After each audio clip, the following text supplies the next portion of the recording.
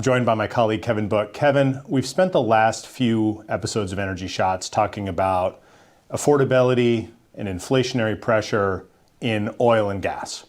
That's because the Strait of Hormuz remains to be closed and the market is catching up with the physical reality of declining inventories and disruptions throughout the fuel chain. But today we want to spend a little time thinking more domestically. We have in the United States a midterm election coming. We have rising electricity prices, and we have a politics of affordability that is arising, and policymakers and industry leaders are trying to figure out how to talk about these issues and how to solve them.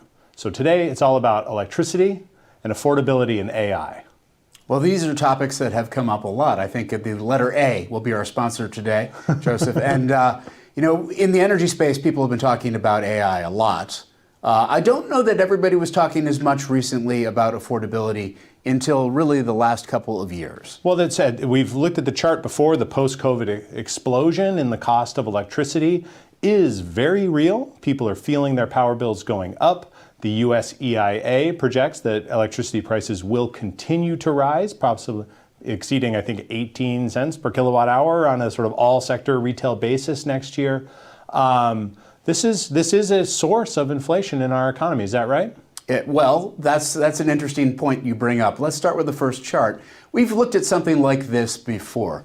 One of the questions that we ask here at Energy Shots and at Clearview and of course at CSIS is, what is the wallet share? What proportion of per capita disposable personal income goes to energy? Because a numerator matters, and we do watch prices, but also denominators matter. How much wallet you've got matters. And so we also like to look at real prices to consider what the effects of inflation mean. And so as a share of real disposable personal income per capita on a national average basis, you can see that over the last 15 years, coming through February, the most recent month of data this year, we're down about 0.4% from where we were. And so one might say, well, wait, what is the crisis? What is the problem? And of course, nominal prices are what we see and know. I think if you think about the nominal price of coffee when you pay for it, and remember what the nominal price of coffee was a couple of years ago, right, you're probably going to notice or care. But I want to decompose this a little bit. If we could go to the next chart, because I talk about a numerator and a denominator, but the gray line is the growth in disposable personal income, real disposable personal income per capita over that interval. And you can see that it's gone up by 32 percentage points. So this is a wealthier society with more disposable income, spending more money. So what's really going on in that first chart is that the wallet's getting bigger. Right. And basically, the amount of power consumption and also the average real price of that power are pretty flat. We're down a little bit on consumption, like 1 percentage point over the interval from the start, although you can see there are some ups and downs, and we're also pretty flat on price. And so I think that that's important to understand, particularly when the price is now rising so swiftly and people are paying attention to it. But maybe let's go a little further, dig in a bit deeper. And in terms of the percentage of disposable personal income per capita, one of the things we have done over and over again, we do this a lot with gasoline, is we look on a state level basis and we ask two things. What is the state level share from highest to lowest? Nearly 2% at the top of the stack, going down to very, very low in Utah, well less than the national average. And then we ask, what are the political alignments of the states in question? And we use red to point to the states that voted on a popular basis for Trump in 2024, blue for Harris. And what you see is very similar to the picture you get on gasoline. Again, partly because the denominators are different. The red states have lower average disposable personal incomes per capita, real and nominal. But also, there are different consumption patterns in those states. And you can see that actually the front of the deck is red loaded, which is to say that the political salience, you mentioned the midterm elections, the political salience of power prices are going to matter, particularly for Republicans who are trying to defend the Senate. Kevin, I feel like this is actually a chart we should spend a little bit of time on, because the big narrative that you hear is that power prices in California, in the Northeast states, all of which are blue in this metric, are exploding. They're too high. This is where a mixture of NIMBYism and climate politics and embrace of intermittent renewables has made the cost of energy unaffordable. It really does affect the national average when we look at the growth rates. But by share of wallet, you actually are seeing here that those are the states that spend sort of the least on power compared to the red states where you don't have a lot of those policies, and the nominal price might be a lot lower. So the actual price is, of course, as you say, much higher on a per kilowatt hour basis in those states, but the wallets are bigger. Right. But that's also a statewide average. And the peril in using national or statewide averages is that they overlook the distributional effects, which I think we'll get to in a couple of minutes. Yes. But there's other things besides data centers, as you say, and it's very important, that are going into those rates. Right. Among other things, you have natural gas prices that rose during the Ukraine war, the effects of which we are still feeling because of the delays in how they factor into prices over time. We're looking at a lot of distribution investment. In some of those states, there's wildfire costs that are borne by utilities. We'll see that in California in a moment. And so, I mean, there are a lot of factors at work, but of course, a lot of people are looking at data centers right now. And one of the reasons I think they're doing that, Joseph, is that for a period of time, if we go all the way back to the last war, right, we see this spike in the contribution to CPI inflation from energy in the wallet the way we've defined it. So gasoline and motor fuels is the red bar, and then blue is the share attributable to electricity, and gray is natural gas to the home. And you can see that there's a big contribution in the spike. All energy goes up, but then motor fuels become somewhat disinflationary, offsetting over time, really going through the expanse of years until very, very recently, just the last month of data in March. What is a persistent contribution from natural gas and particularly electricity to the home. And so people are feeling this contribution to inflation. That's the real effect of those prices, those nominal prices you're feeling. They're also contributing to the concerns that policymakers are having. Right now you have a president who wants to cut rates, just had a kind of better than expected jobs number, starting to wonder, wait, what's the Fed going to actually do if we have inflation from the war? And now you have this return of motor fuels to the contribution to inflation, which means if you were already feeling it in this part of the chart, now you're feeling it even more. And it's the fact that the motor fuels that used to be the good news story have turned into less of a good news story. You get a compounding effect. And you're going to have people who are going to start to look, who do I blame? Who do I blame? Well, let's talk. I think the political story here is actually very, very interesting because you have red states. Typically, we think of them as sort of easier to build in. You've got Texas, you've got the Southeast. This is where, as you said, a lot of data center investment is going. That's the primary source of growth in the electricity sector expected for the next few years. But you're also starting to see this rising populist sentiment against data centers because of concerns about power prices, water, and other jobs and other effects. And so even though you have those states are places that don't necessarily have the highest energy prices, and they might be able to accommodate that growth. The politics of the distribution of power spending might make those places much more sensitive than we would otherwise think they would be. That seems like an excellent segue to maybe a deeper look at that question.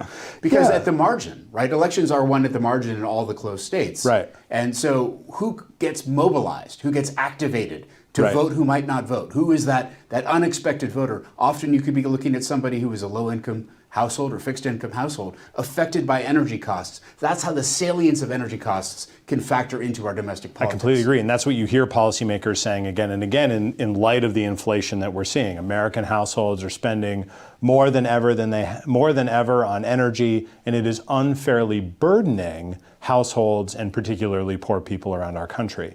So this chart is going to need, I think, some explanation for the folks at home. This one's going to need some explanation, and we might have to leave some reading to the viewer to really digest the results because it's a relatively complicated estimate.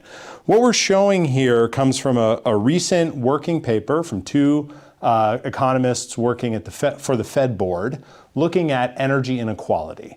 How much of the share of wallet goes to energy when you look at different income deciles around our country. And here they're using very long-term, sophisticated survey data rather than the bulk numbers we've been looking at or often look at, than we look at in other contexts, so that we get a really good estimate of where spending is actually occurring. And I wanted to show this it's a complicated metric. What we're looking at here is the 90-10 ratio of spending on energy in different contexts. So what does that mean? 90-10. Explain what 90-10 means. So you take the 90th percentile, Okay. this is the rich family, Right. and you compare their spending on energy resources on transportation and residential, which is a mixture of electricity, home heating, gas, maybe fuel oil in the Northeast, but it's basically driving around or work or at home. And you look at you then compare by ratio their spending to the 10th percentile, the poor household. Got it. So you're not looking Okay. at the very extremes, the Bezos or the desperately poor, but you're talking about people who are on either end of their ability to spend disposable income. Okay. And what is their relative energy spending? And there's two things to look at here. I mean, obviously, wealthy people spend much more money on energy services. They do more, they drive more, they might have more vehicles, they might have a bigger home. And so there's a factor of spending here that ranges between 3 and 9. And if you look at, this is for all households, toward the 2020, 2021 range. You're looking at the gray line. This is the gray line, yes. That's transportation? Or is that- Gray line is transportation Okay. spending. So this is wealthy households spending 7 to 8 times more on energy for transportation than do poor households. Okay. If you look at residential spending, you see an interesting story, actually. There isn't much growth. They spend about 3 to 4 times more, Okay. but most of the growth is in transportation. So when you look at what American households in this survey are actually spending on energy, where the inequality is, there's much more inequality on transportation spending than there is on residential energy spending, much of which is electricity. You know, So at the start of my career, I remember somebody once saying the difference between rich and poor in America is whether you have a car. And that's a lot of that is expressed here.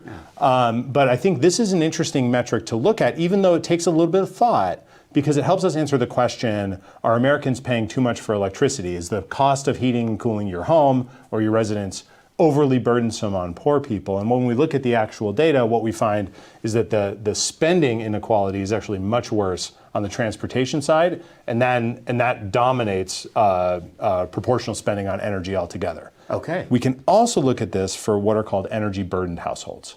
So this is households who spend more than twice the median disposable share of disposable income on energy. Okay. And here you see relatively the same pattern, actually more spending on transportation, so this is big cars driving around a lot in the wealthy case, and about the same proportion on residential households. And what's that? So even the energy burdened households, Yeah. but is that the 90-10 ratio is now looking within the subset that is Yes. energy burdened? Yeah, so you can be a wealthy energy burdened person. Okay, got it. Got it. It just means you're spending a share. And I think you have to be careful with this because there's two stories happening here. There are wealthy people who are choosing to spend a large share of the disposable income on energy services. Okay. And there are poor people who have to spend a large portion of their disposable income on energy services. So it's a question of, is it abundance or is it deprivation? Well, okay. So now I think we mentioned something about AI and all of this. Yeah. Is there a connection? There is, because if AI is going to radically increase the price of electricity, then you might see the energy burdened households having to spend yet less proportional. You might see energy burdened households struggle more and see more inequality as they're unable to pay, right? That's where this metric becomes interesting as prices change.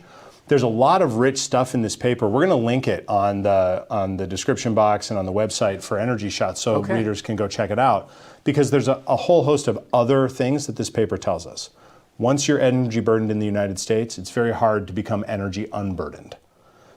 Sounds like we may have other topics for future discussion then. Well, and it's a message for public policymakers as well, right? What do we do about the large portion of Americans who don't have enough energy resources or spend too little on energy compared to what they otherwise would? Okay. And what is the energy policy platform that we need to have? And there you actually see Secretary Wright and the Trump administration, I think, having a very forward position on abundance. I think there's a message here that when they talk about poor people in the United States being unable to afford energy resources, the populations that they're trying to free from energy limitations are large and real in the United States. Well, they've also initiated a lot of efforts to address data center related energy prices. That's right. And it includes a ratepayer pledge and other recent events, but we should probably look at What do we have here? So here we're looking at, we want to start asking the question, do data centers driving energy cost increases in the electricity sector? And this is showing us changes in retail electricity rates across all sectors as documented by the EIA from 2020 to 2024. US national average is here, roughly about 20% increase. California, we see this remarkable increase. Now, a lot of that story is wildfire remediation and upgrades to the grid for distribution and fireproofing that are causing massive rate increases, as well as their choices around generation. And, but what we're doing is looking at states that have large concentrations of data centers over this period. It's not telling us anything about the data center build out that we expect over the next 5 years and what that may do to power prices, topic for another day. But what we can look at is how have energy prices stacked up across states with large data center concentrations already. We're looking at California, where there's a lot of legacy data centers. Oregon has the same. Illinois and Arizona are sites of a lot of data centers. Virginia being the center of data center development for the last 15 years. And Georgia being a place where Georgia and Texas being a place where a lot of data centers are going in. But wait a second. We hear a lot about Virginia, and of course we're right near it. But it looks like Virginia has grown less than the national average. That's correct. All that. Yeah, despite all of the data centers being built that already exist in Virginia and have been built over the last 5 years, when you look at the actual pure prices, you actually find that Virginia has grown less than the national average. And data centers are not necessarily the horror for energy prices that many expect them to be. That's not to say that they don't have an impact or have local impacts, but at the state level, there's a very loose relationship. And Texas also, less than the national average. And just for context, if I look from 2016 to 2020 over this same data series, this is about 4 or 5 times more growth. So this bar would have been a little teensy bar. This is part of why we care. Yep. And this is telling us that maybe some of what we're hearing isn't necessarily as bad as what we've been hearing. I think that's correct. Yeah, and if you look at the Lawrence Livermore National Lab report released at the end of the last year, there's not a lot of correlation between areas that saw power price increases and places that have seen data center or load growth more generally. But that doesn't free us of political concern.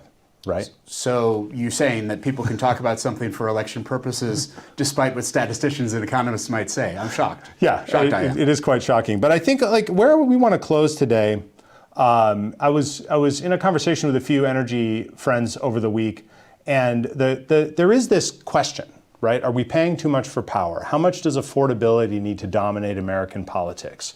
Have we really gotten ourselves in a bad place when it comes to the electricity sector, or are we in a position for yet worse place? And that inspired me to plot. Data here is tough to find, actually. And sometimes you have to be a little bit careful with making this comparison with a lot of certainty, because what people pay and what is reported around the world are not always the same. And the end-use sectors even are defined in sometimes different ways. And the end-use sectors are defined in different ways. But we're going to take this as a notional point of comparison. We're looking at here power rates in America versus the rest of the world. Because you can give yourself, with the fervor of American politics, and nobody likes rising prices, despite regardless of what the base was. You can give yourself the impression that America's in a tough spot. But what you actually find when you make a comparison is that the United States, compared to peer economies, has relatively fair electricity rates.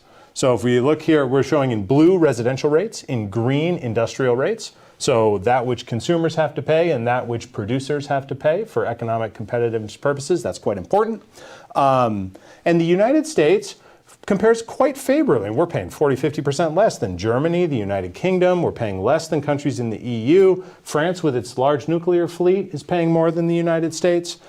Japan is where things start to get comparable. Canada doing well compared to us. They got a lot of hydro resources, small country. And the big one, the bugaboo, of course, is China. And then a little bit India as we think about comparative economics for production of aluminum and steel and manufacturing. The United States, I have to say, when I look at this chart, sits relatively well. We have an electricity sector which delivers very reliable energy to households around the country. We're not free of distributional challenges that have to be addressed. But when we compare ourselves to the rest of the world, we might actually not be in as bad a place as many think. And what does that mean for us, Kevin? Well, what does it mean? I think it means we have to be careful. In a season where the politics of affordability and energy policy are playing out on the national stage, policymakers may want to act, right? They may want to act to make energy cheaper. They may want to act to protect the incumbent. And that creates all sorts of other risks, whether it's underbuilding on AI or underbuilding on the power sector or not working quickly enough to reduce greenhouse gas emissions. I want to continue having this conversation both in Energy Shots and from the CSIS platform, because the choices we make about electricity policy have a lot to do with growth, economic strategy, and environmental outcomes. And while affordability, I think, is something that we have to address, it is not the horror show that you've been told. Well, one other thing before we close. I note here that in the G7 countries you have listed, you see residential prices above industry prices. Mm-hmm. And I note as we skew towards some of the Asian economies outside of the G7, yep. I see the opposite. Yeah. And I think that when we think about how these decisions are made politically, there is a component of industrial policy at work. Mm-hmm. And as the Western world begins to embrace industrial policy, I wonder how that might start to change. Right, and if you think about data centers as a key piece of industrial infrastructure, you might find their willingness to pay for power, it diverges from that of the average consumer. Topic certainly for the next several episodes. Kevin, it's always a pleasure talking to you on Energy Shots. Colleagues who are joining us from around the world, thank you so much for tuning in. We do follow your comments and suggestions for future topics. Let us know how we're doing, and we look forward to seeing you on the next episode of Energy Shots. We hope you have an energetic day.